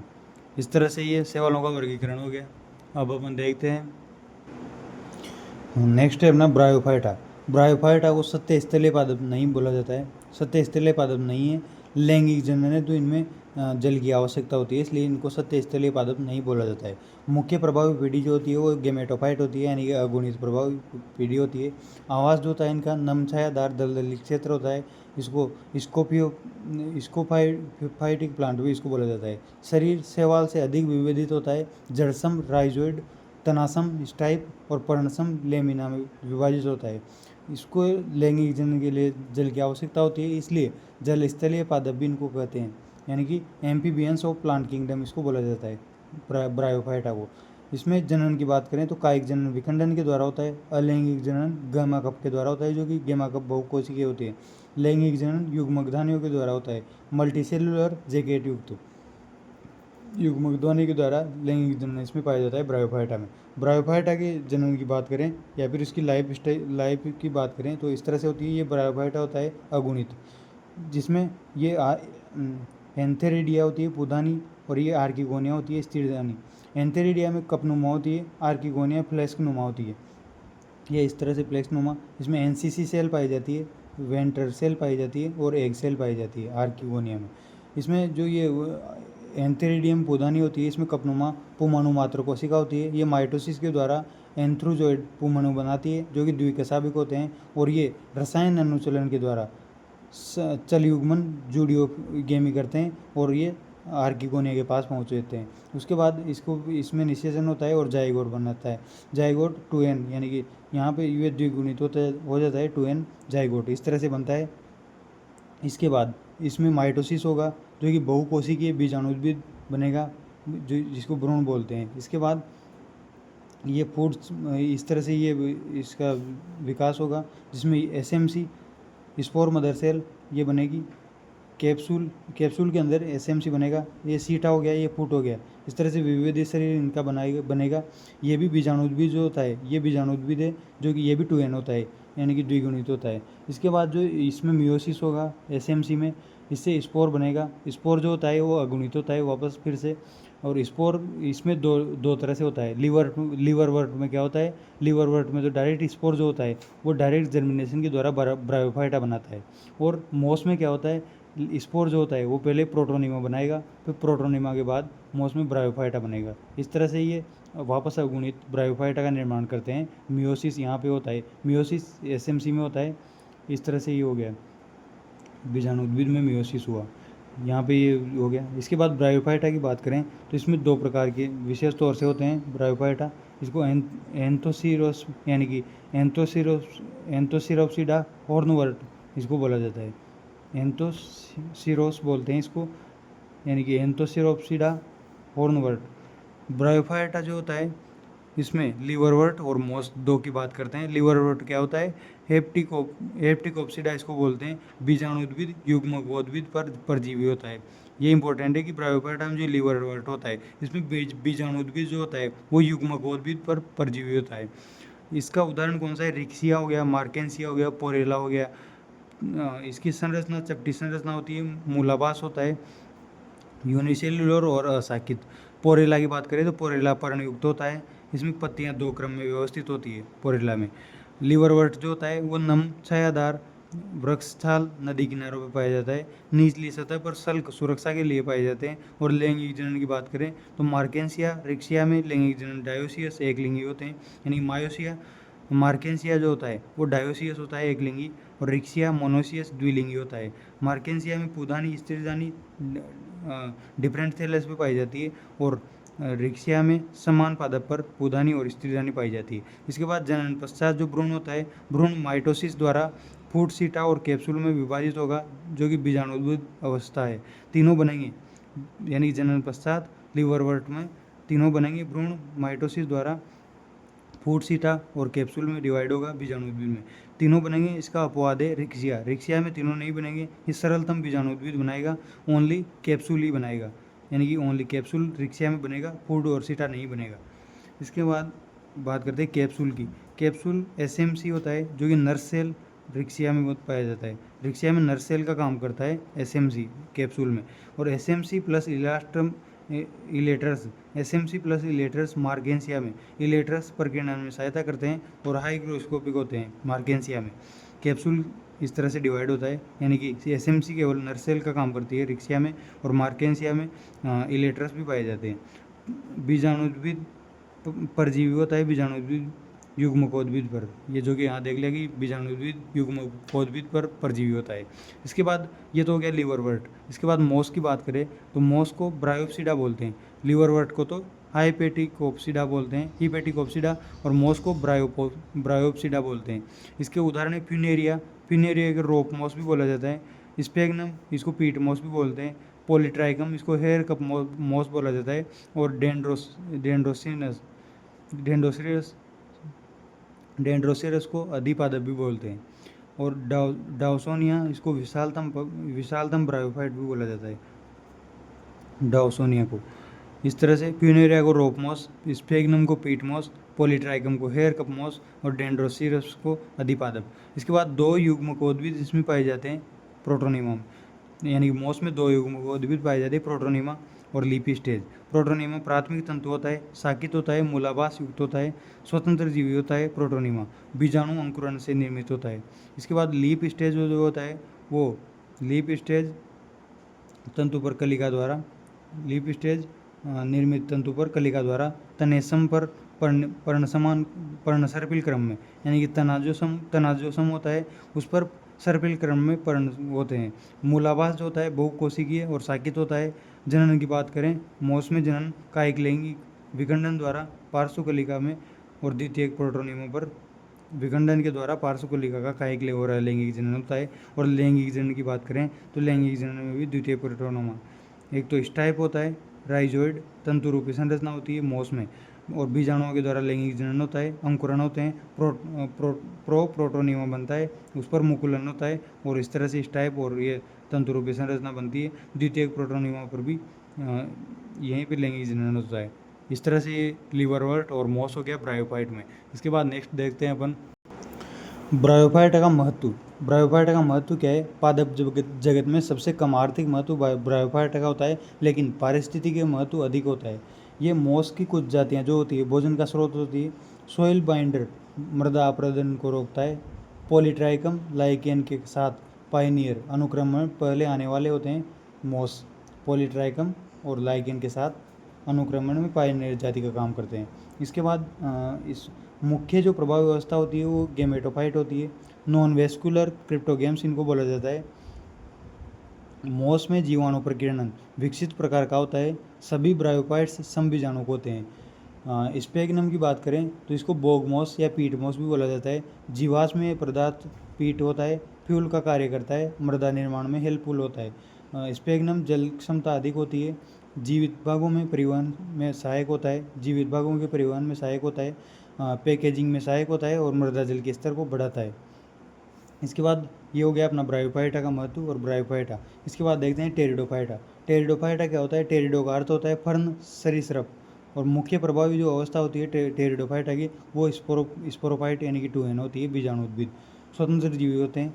टेरिडोफाइटा बीजाणुद्भिद स्वतंत्र जीवी होते हैं। इस तरह से यहाँ पे मुख्य प्रभावी पीढ़ी डिप्लॉयड आने लग गई है टेरिडोफाइटा से ही।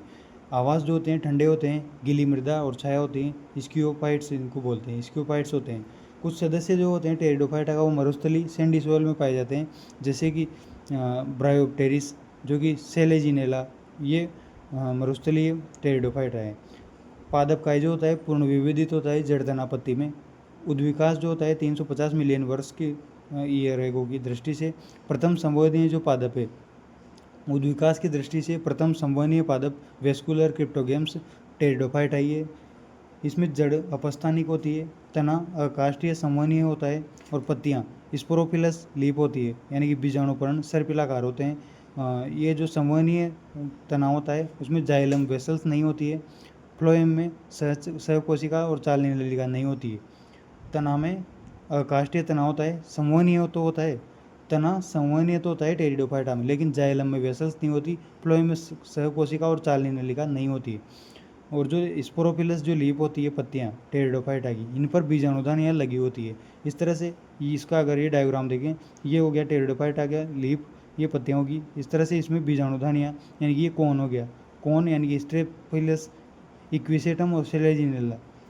इक्विसेटम और सेलेजिनेला की जो पत्तियाँ होती है वो कोन शेप या फिर स्ट्रेफिलस होती है। इस तरह से इक्विसेटम और सेलेजिनेला, ये इनकी पत्तियाँ देखने को मिलती है। इसके बाद इसके जो जीवन चक्र है टेरिडोफाइटा का जीवन चक्र वो इस तरह से होता है। यहाँ से शुरू होता है बीजाणुधान, या SMC होती है 2N, यानी कि द्विगुणी शरीर होता है टेरिडोफाइटा का।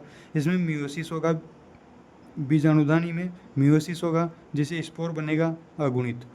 स्पोर अधिकांश होमोस्पोरस होते हैं, जो कि अंकुरण के बाद प्रोथेलस संरचना का निर्माण करते हैं, जो कि युग्मकोद्भिद यानी कि अगुणित होती है।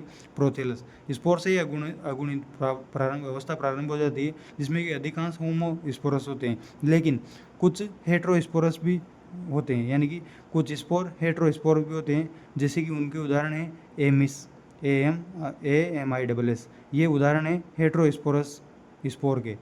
ए का मतलब एजोला, एम का मतलब मार्सिलिया, आई का मतलब आइसोइटस, एस का मतलब सेलेजिनेला और एस का मतलब साल्विनिया। ये जो स्पोर होते हैं वो हेटेरोस्पोर होते हैं। इनका जो जनन होता है वो भी बाद में देखेंगे। उससे पहले होमोस्पोरस वालों का देख लेते हैं, जो कि अधिकांश टेरिडोफाइट होते हैं। इनमें होमोस्पोरस जो होते हैं उनका अंकुरण होता है। अंकुरण में प्रोथेलस संरचना बनती है, जो कि युग्मकोद्भिद कहलाती है। इसमें मूलाभास हरा होता है, ये मूलाभास। इसमें प्रकाश संश्लेषी स्वतंत्र जीवी होता है। प्रोथेलस जो होता है वो प्रकाश संश्लेषी होता है मूलाभास हरे के कारण, और स्वतंत्र जीवी होता है। इसके बाद आगे चलकर मोनोइसियस पुधानी और स्त्रीजानी बनाएगा, जिसमें पुधानी से पुंमाणु बनेंगे, स्त्रीजानी से अंडकोशिका बनेगी। ये बहुकोशिका होता है पुंमाणु, और इसमें जुडियोगेमी के द्वारा ये पुंमाणु अंडकोशिका के यहाँ जाएगा। जनन हेतु जल की आवश्यकता होती है। इस तरह से जुडियोगेमी आवश्यक होती है इसमें, क्योंकि पुंमाणु जो है वो अंडकोशिका तक पहुँचेगा जुडियोगेमी के द्वारा, और इसके द्वारा युग्मनज बनेगा वापस, जो कि द्विगुणित होगा। समसूत्री के द्वारा भ्रूण बनेगा, और इसके विकास के द्वारा वापस टेरिडोफाइटा बनेगा, जो कि द्विगुणित अवस्था है। इसके बाद अपन आधा जो बहुत सारे ये होते हैं एजोला, मार्सिलिया, आइसोइटस, सेलेजिनेला और साल्विनिया, इनमें हेट्रोस्पोरस जीवाणु पाए जाते हैं, बीजाणु हेट्रोस्पोरस बीजाणु पाए जाते हैं, जिनमें आगे चलकर डायोसियस होते हैं। ये तो मोनोइसियस थे, ये डायोसियस है। इनमें सिनर्जिट इस प्रकार की ये सेल्स पाई जाती है। इसमें यहाँ पे नर बीजाणु माइक्रोस्पोर पाए जाते हैं, और मेगास्पोर मादा बीजाणु, ये सभी दोनों इसके अंदर पाए जाते हैं डायोसियस में। अंकुरण बीजाणुधानी के अंदर ही होगा, और प्रोथेलस नहीं बनेगा जो कि इसमें बना था, और एंडोस्पर्मिक जर्मिनेशन होगा, यानी कि एंडोस्पोर के अंदर ही जर्मिनेशन होगा। ह्रासित युग्मकोद्भिद बनते हैं, लैंगिक जनन इससे होता है, युग्मनज भ्रूण बनेगा, विभेदन होगा, नया पादप बनेगा। इस तरह से ये टेरिडोफाइटा का जीवन होता है। इसके बाद देखते हैं टेरिडोफाइटा को 4 भागों में बांटा गया है, साइलोप्सिडा, लाइकोप्सिडा, स्पिनोप्सिडा और टेरोप्सिडा, जिसको फिलीसिन भी बोलते हैं। साइलोप्सिडा की बात करें तो इसको राइनिया होता है, इसका उदाहरण साइलोप्सिडा का राइनिया होता है, जो जीवाश्म के रूप में पाया जाता है। साइलोप्सिडा में राइनिया जीवाश्म के रूप में पाया जाता है। साइलोटम जीवित जीवाश्म है, साइलोटम जीवित जीवाश्म है। इसके बाद लाइकोप्सिडा की बात करें, इसको क्लब मॉस भी बोला जाता है। लाइकोप्सिडा को क्लब मॉस भी बोलते हैं। इसको लाइकोपोडियम, सिलेजिनेला और आइसोइटस, ये सब लाइकोप्सिडा के उदाहरण हैं। क्लब मॉस के, लाइकोपोडियम, सिलेजिनेला और आइसोइटस, ये सब लाइकोप्सिडा के उदाहरण हैं। इसके बाद स्पिनोप्सिडा में हाइनिया इक्विसिटम को हॉर्स टेल भी बोलते हैं, घोड़े की पूंछ के समान। ये स्पिनोप्सिडा में आता है। और टेरोप्सिडा यानी कि फिलीसीन में Azolla, Marsilea, Salvinia, Dryopteris, Pteris, Adiantum, ये सब टेरोप्सिडा में आते हैं। एडिएटम टेरोप्सिडा में आता है, एजोला भी टेरोप्सिडा, साल्विनिया भी टेरोप्सिडा, मार्सिलिया, ये सब टेरोप्सिडा में आते हैं। अब इनके आर्थिक महत्व की बात करें, इसमें 2-3 चीज़ें याद रखनी है कि लाइकोप्सिडा जो होता है इसको क्लब मॉस बोलते हैं, इक्विसिटम को हॉर्स टेल बोला जाता है, एडिएटम को वॉकिंग फर्म बोला जाता है, और साइलोटम जो होता है इसको जीवाश्म होता है। इसके बाद आर्थिक महत्व क्या होता है टेरिडोफाइटा का, ये सजावटी पादप के रूप में काम आते हैं। मार्सिलिया भोजन का स्रोत होता है, मार्सिलिया जो कि टेरोप्सिडा में होता है, जो भोजन का स्रोत होता है। इक्विसिटम स्कोरिंग कारक होता है, यानी कि खुरसने में काम आता है इक्विसिटम, जो कि हॉर्स टेल भी इसको बोलते हैं। एडिएटम जो होता है वो वॉकिंग फर्न इसको बोला जाता है। ड्रायोप्टेरिस जो होता है वो समबीजाणु होता है। एजोला, मार्सिलिया और साल्विनिया ये समुद्री और जलीय फर्न होते हैं, समुद्री जलीय फर्न होते हैं एजोला, मार्सिलिया और साल्विनिया। इसके बाद अपन देखते हैं सीड हैबिट, बीज का स्वभाव कैसे आया। टेरिडोफाइट में बीज का स्वभाव देखने को मिलता है जो कि इस तरह से, टेरिडोफाइट का बीज स्वभाव ये देखने को मिलता है सेलेजिनेला और साल्विनिया में, जो कि अपने हेट्रोस्पोरस जो होते हैं ना, वो इसलिए सेलेजिनेला और साल्विनिया में बीज स्वभाव देखने को मिलता है। इसमें लक्षण क्या होते हैं, विषम बीजाणुता, हेट्रोस्पोरी, एंडोस्पर्मिक जर्मिनेशन, युग्मकोद्भिद का लंबे समय तक बीजाणुद्भिद पर रहना, यह भी इसका लक्षण है। और टेरिडोफाइटा जो होता है पत्तियों के आधार पर लघुपर्णी यानी कि माइक्रोफिल और मैक्रोफिल गुरुपर्णी में बांटा गया है। माइक्रोफिल यानी कि लघुपर्णी कौन से होते हैं, इसमें लंबा तना होता है, छोटे पर्ण होते हैं, जिसका उदाहरण है सेलेजिनेला और लाइकोपोडियम। सेलेजिनेला और लाइकोपोडियम लघुपर्णी होते हैं, और छोटा तना और लंबे पर्ण जिसके होते हैं उनको मैक्रोफिली गुरुपर्णी बोलते हैं। इसका उदाहरण है फर्न, फर्न जो होता है गुरुपर्णी होता है। इसके बाद अपन बात, ये हो गया टेरिडोफाइटा। इसके बाद अपन बात करते हैं जिम्नोस्पर्म। जिम्नोस्पर्म की बात करें तो अनावृत बीज इनको बोलते हैं, नग्न बीज पादप भी इनको बोला जाता है। इनमें अंडाशय नहीं होता, फल भित्ति एब्सेंट होती है। आवास जो होता है इनका अधिक ताप, शुष्क जल नमी, जल की कमी, तीव्र वायु, यहाँ पे पाए जाते हैं। जीरोप्थेल्मिक शुष्क आवास इनका होता है जिम्नोस्पर्म का। मुख्य शरीर स्पोरोफाइट यानी कि 2N होता है। शरीर पूर्ण विभेदित होता है। पादप जो होता है इनका मध्यम आकार होता है, पाइनस का। लंबे वृक्ष होते हैं, स्क्वेड लंबे वृक्ष होते हैं, मध्यम आकार के पाइनस होते हैं। और श्रब यानी कि झाड़ियाँ होती है, इफेड्रा, ये श्रुप रूप में होते हैं। सतह स्थलीय पादप इनको बोला जाता है, यानी कि टेरिडोफाइटा सतह स्थलीय पादप नहीं है, क्योंकि उनको जनन के लिए जल की आवश्यकता होती है। और ये जो सतह स्थलीय पादप है, क्योंकि जनन हेतु जल की आवश्यकता नहीं होती। इसके बाद बात करते हैं तने की। तना काष्ठीय होता है, समूहनीय होता है, जाइलम में वेसल्स नहीं होती, फ्लोएम में कोशिका सहकोशिका नहीं होती, चालनी नलिका नहीं होती। ये भी मतलब सेम वही टेरिडोफाइट वाली बात है कि ये समूहनीय तो होते हैं लेकिन जाइलम में वेसल नहीं होती, फ्लोएम में चालनी नलिका और सहकोशिका नहीं होती है। इसके बाद जिम्नोस्पर्म में 2 चीज़ें होती है, पाइनस और साइकस। इनकी बात करें तो पाइनस में मूसला मूल होती है, और साइकस में प्रवाल मूल, जकड़ा मूल होती है। ये जो प्रवाल मूल होती है ब्लू ग्रेन एल्गी का सहजीवन दर्शाती है। इसको कोरोइड मूल भी बोला जाता है, यानी कि मूल क्षैतिज रूप से विस्तारित होती है। इसमें मूल गोप नहीं होता, साइकस में मूल रोम भी नहीं होता। प्रवाल जो मूल होती है इसकी मूल क्षैतिज होती है, और उसमें मूल गोप और मूल रोम नहीं होता है साइकस में। इसमें मूल रोम नहीं होता, इसमें भी मूल रोम नहीं होता, लेकिन मूल गोप हो सकता है पाइनस में। माइकोराइजा के साथ सहजीवन दर्शाता है, ये तो बीजीए के साथ सहजीवन दर्शाता है साइकस तो, और पाइनस माइकोराइजा के साथ सहजीवन दर्शाता है। इसको याद करने के लिए क्या कर सकते हैं कि PM और इसको CCC PM, यानी कि CCC, सी का मतलब साइकस, सी का मतलब कोरोइड, और सी का मतलब साइनोबैक्टीरिया नोस्टोक के साथ सहजीवन, यानी कि CC यानी कि साइनोबैक्टीरिया के साथ साइकस सहजीवन दर्शाता है, N2 स्थिरीकरण में जो काम आता है।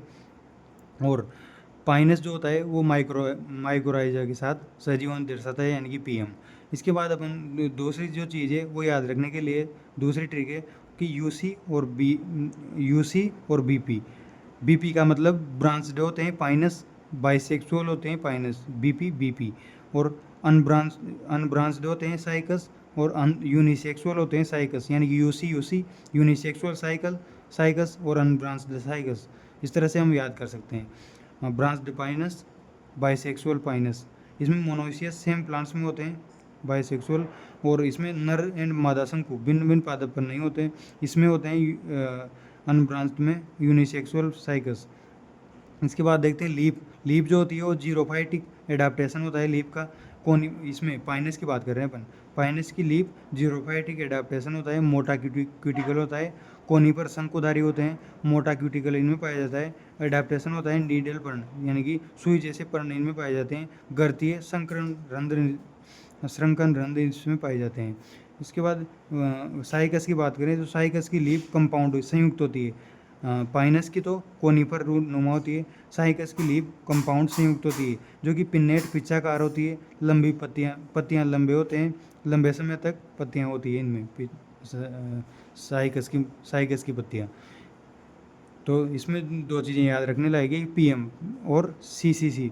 पीएम का मतलब पाइनस माइक्रोराइजा के साथ, सीसीसी यानी कि साइकस कोरोइड, और सी का मतलब साइनोबैक्टीरिया के साथ। इसके बाद सेकंड ट्रिक है यूसी और बीपी। बीपी का मतलब ब्रांच्ड पाइनस, बाइसेक्सुअल पाइनस, और यूसी का मतलब यूनिसेक्सुअल साइकस और अनब्रांच्ड साइकस। इसके बाद नेक्स्ट देखते हैं, नेक्स्ट है शंकु बीजाणुपर्ण से निर्मित होते हैं, यानी कि गुरु बीजाणुपर्ण होते हैं और लघु बीजाणुपर्ण होते हैं। मादा जो शंकु होते हैं वो गुरु बीजाणुपर्ण पर पाए जाते हैं और लघु बीजाणुपर्ण पर नरशंकु पाए जाते हैं, यानी कि शंकुओं के द्वारा इसमें जनन होता है जिम्नोस्पर्म में। जिम्नोस्पर्म में विषम बीजाणुकता पाई जाती है, जो कि इस तरह से होता है गुरु बीजाणु और लघु बीजाणु। गुरु बीजाणु मादा शंकु होता है, लघु बीजाणु नरशंकु होते हैं। नरशंकु की बात करें तो नरशंकु लघु बीजाणुपर्ण होते हैं, मादा शंकु गुरु बीजाणुपर्ण होते हैं। इसमें परागकोश होते हैं, लघु बीजाणु मात्र कोशिका होती है। मियोसिस होएगा, लघु बीजाणु बनेगा, परागकण बनेंगे, 4 से 5 कोशिका युक्त परागकण बनते हैं। इसको नर युग्मकोद्भिद बोला जाता है। इसके बाद मादा शंकु गुरु बीजाणुपर्ण में होते हैं, जिसमें कि मेगास्पोरेंजियम इसको बोला जाता है। एट्रोपस रिजु बीजांड होता है एट्रोपस, इसमें ये बीजांड बनेगा। एक अध्यावरणी होता है एट्रोपस, यानी कि एट्रोपस रिजु बीजांड एक अध्यावरणी होता है। और मेगास्पोरेंजियम गुरु बीजाणु मात्र कोशिका, इसमें मियोसिस होगा, गुरु बीजाणु इंटू 4 बनेगा, 3 नष्ट हो जाएगी। सेम मतलब वही एंजियोस्पर्म वाला सिस्टम है, 3 नष्ट हो जाएगी, 1 बचेगा, एक क्रियात्मक गुरु बीजाणु। ये माइटोसिस के द्वारा भ्रूणपोष बनाएगा और आर्किगोनिया बनाएगा। 2 या अधिक आर्किगोनिया बनेगी, फीमेल सेक्स ऑर्गन जो कि आर्किगोनिया होता है। मादा युग्मकोद्भिद ये होता है एक जो क्रियात्मक गुरु बीजाणु बचता है वो मादा युग्मकोद्भिद होता है, जो कि भ्रूण कोष का विकास करेगा। इसमें यहाँ पे अपन देखा था कि जो ये क्रियात्मक गुरु बीजाणु है ये माइटोसिस के द्वारा भ्रूणपोष और आर्किगोनिया बनाएगा, जो कि आर्किगोनिया तो फीमेल सेक्स ऑर्गन होता है और भ्रूणपोष होता है। भ्रूणपोष इसमें यहाँ ध्यान देने के लायक बात है कि भ्रूणपोष इसमें निषेचन से पूर्व ही बन जाता है, जबकि एंजियोस्पर्म जो होता है उसमें भ्रूणपोष निषेचन के बाद में बनता है।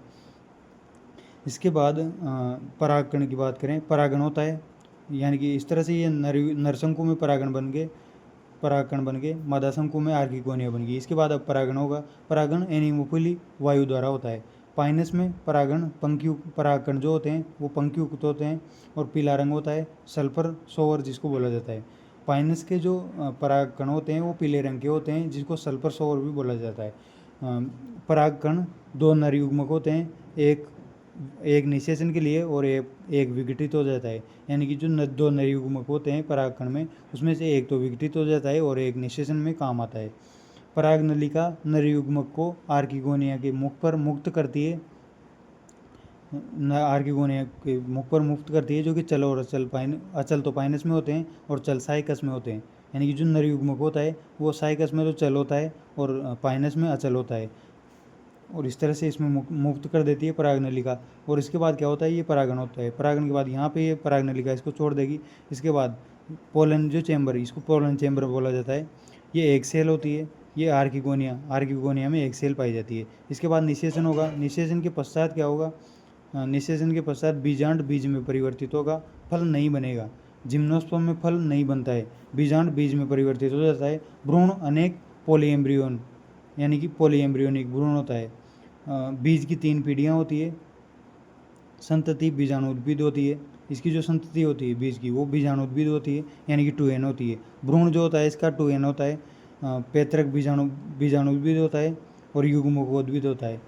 पैतृक इसका बीजाणुद्भिद होता है बीज का, और युग्मकोद्भिद भ्रूणपोष होता है n, यानी कि भ्रूणपोष निषेचन से पहले ही बन जाता है और भ्रूण जो होता है वो 2n होता है। पैतृक बीजाणु उद्भिद न्यूसेलस बीजाणु का इसके बोलते हैं। बीजांड आवरण जो होता है वो इसमें देखने को मिलता है न्यूसेलस में, यानी कि बीजाणु उद्भिद न्यूसेलस। ये 3 पीढ़ियाँ होगी। 3 पीढ़ियाँ कौन कौन सी? पैतृक बीजाणु उद्भिद, युग्मकोद्भिद और संतति बीजाणु उद्भिद भ्रूण। इस तरह से ये 3 पीढ़ियाँ होगी। इसका एग्जाम्पल देखते हैं तो साइकस का एग्जाम्पल देखें तो साइकस जीवाश्म होता है। शंकु सबसे बड़े होते हैं, गतिशील नर युग्मक इसमें पाए जाते हैं और जूडियो स्पोरोगेमी इसमें देखी जाती है। इसके बाद देखते हैं टेक्सोल एंटी कैंसर होता है टेक्सस। इसके बाद गिंको जो होता है गिंको बाइलोबा इसमें जीवाश्म होता है गिंको, जो कि गतिशील नर युग्मक इसमें पाए जाते हैं। जामिया पिग्मिया ये सबसे छोटा जिम्नोस्पर्म होता है। मेटास्क्वेडा जीवाश्म है, मेटास्क्वेडा जीवाश्म। और स्क्वेड जो होता है वो सबसे बड़ा जिम्नोस्पर्म है, स्क्वेड। नीटेलस की बात करें, नीटेलम होता है, नीटम, वेलवेसिया और इफेड्रा वेलवेसिया और नीटम ये नीटेल्स होते हैं।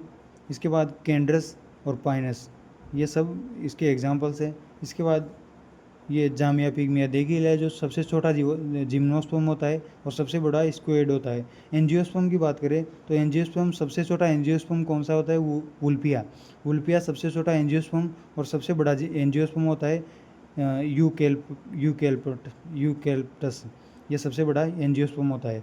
एंजियोस्पर्म या फिर जिम्नोस्पर्म में युग्मकोद्भिद बीजाणुद्भिद पर निर्भर होता है।